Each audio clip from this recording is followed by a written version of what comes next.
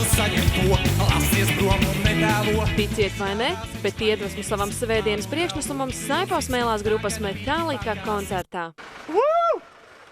Man ir biļetes Metallica. Iespēju apmeklēt smagā roka milžu koncertu Nikolajam sagādāja O-karte. Par savu līdzgaitnieku šim vakaram puisis izvēlējās Saipo. Viņam vajag bišķītās paskatīties, kā tur tie īstie džeki Metallica ārdās pa skatuvi.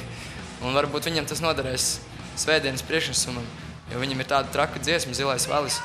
Viņam vajag bišķīt to iedvesmu, ka viņš man ir pārsteidzis, un es redzu, ka viņš ļoti cenšas, un viņš tiešām ir pelnījis braukt kopā ar mani uz Metallica koncertu. Viņš tiešām to ir nopelnījis. Paskatījāmies labu koncertu, novērtējām viņu šovu. Tomēr tie ir globālas zvaigznes.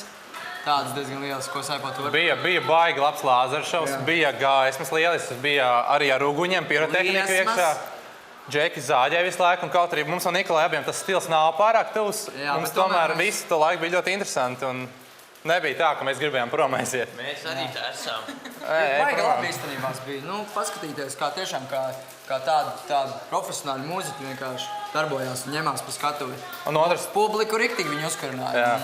Otrs tas, ka mēs... Masu tāds.